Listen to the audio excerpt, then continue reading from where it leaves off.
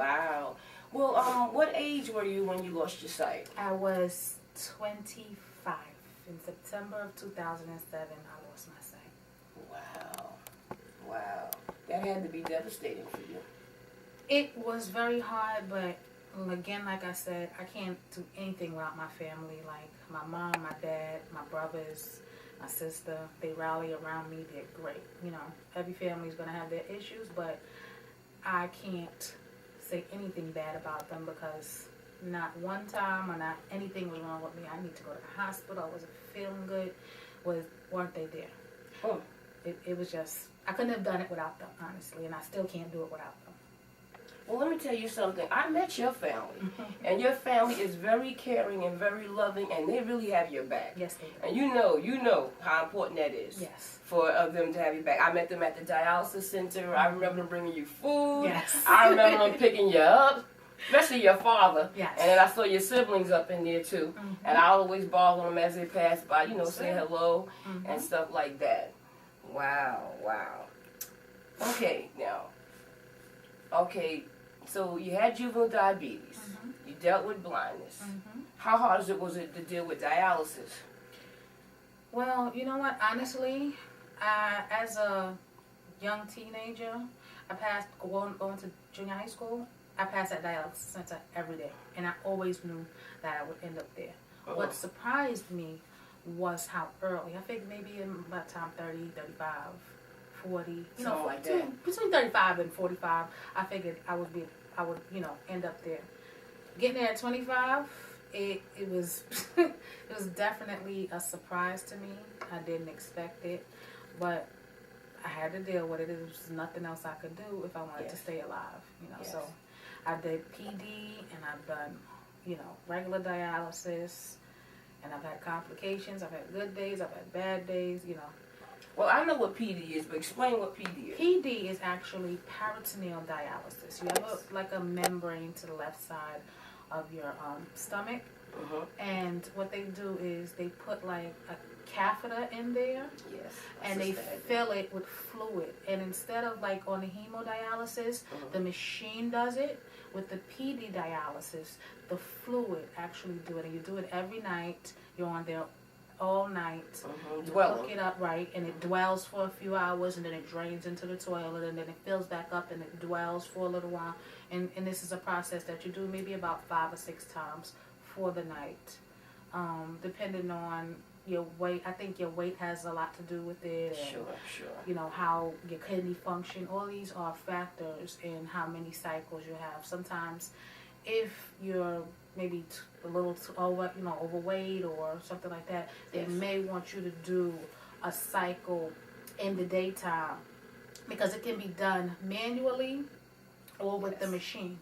Yes. With me, I had like maybe 5 or 6 cycles with the machine, and then in the daytime I would have to do a manual one, which means you just it's like, it looks like an IV bag. You just hang it, let gravity, you know, put it into you, wait a couple of hours, and then, you know, drain it out. Same thing. So that's what peritoneal dialysis is. So what made you come off of that? Actually, I got 2 bad peritonitis, which is just an infection of the peritoneal. It's very painful, very painful, and it also damages the membrane. So every time you get a peritonitis, it damages it, so it's not as effective if you go back on.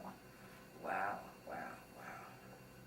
I know that could be painful. My sister was very a lot of pain with that as well. Yes, it is. Yeah, and she had to go back to hemodialysis too. As I did. Yeah. Well, how long altogether you been on dialysis? I was on dialysis a few months short of 6 years. Okay. I went on dialysis in January of 2008. Okay. And you had some complications even dealing with dialysis. Yes, I have. I'm a special person with everything that I do. I have a blood deficiency, so I couldn't get transfusion. No, the fistula. I'm sorry. Oh, the fistula. I couldn't get a fistula because they were afraid that it would clot because I have a protein S deficiency. So I had a permacath for the whole time I was on dialysis. And with permacavs, something being outside your body going into your sterile body, it's always a risk for infection. So I had a lot of infections on that.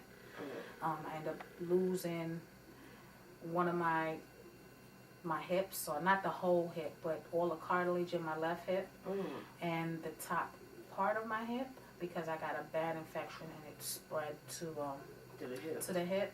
So I had a lot of infections to deal with the permacath. Wow. Ooh, you are a trooper.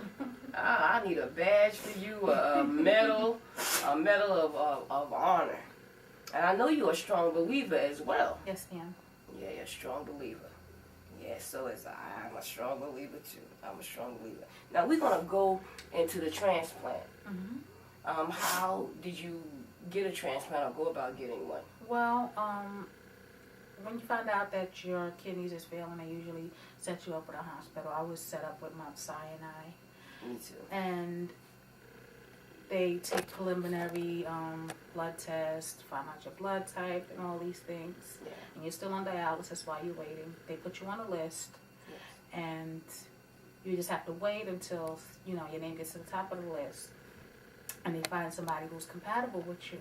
Yes. Oh, because of all my complications, I was kind of lucky, in a sense, because they put me on. They was afraid that maybe I wouldn't make it to the whole time. Yes. So what they did was they had some paperwork put in to something called a compassionate transplant, which pretty much means because this person is having so many difficulties, we would like to bump her or him or her to the top of the list. But it's things that you have to go through.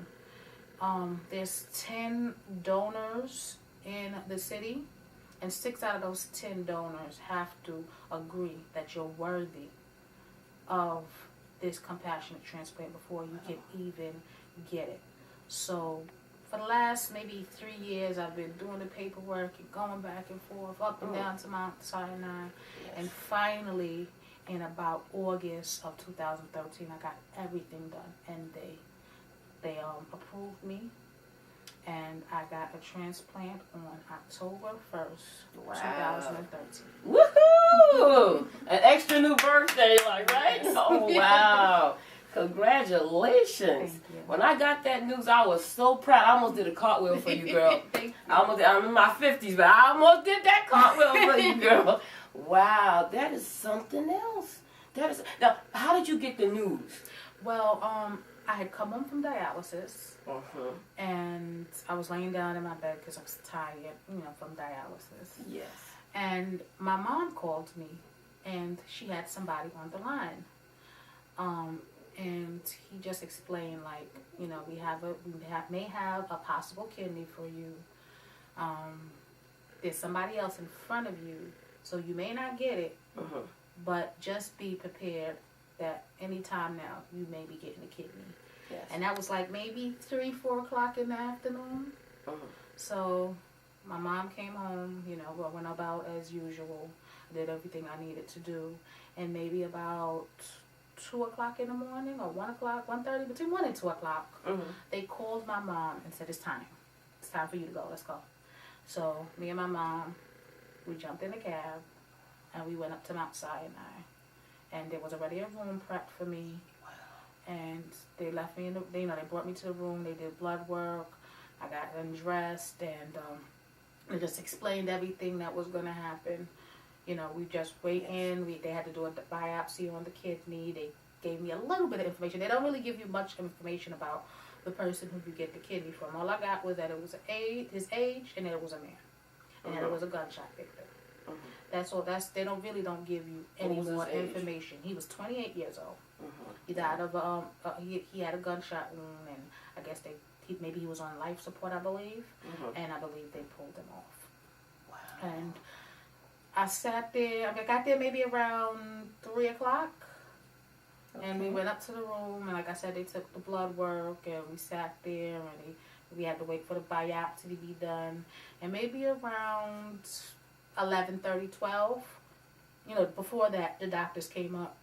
The doctor who was going to do the surgery, and a couple of other surgeons came and introduced themselves, and maybe about 11:30, 12.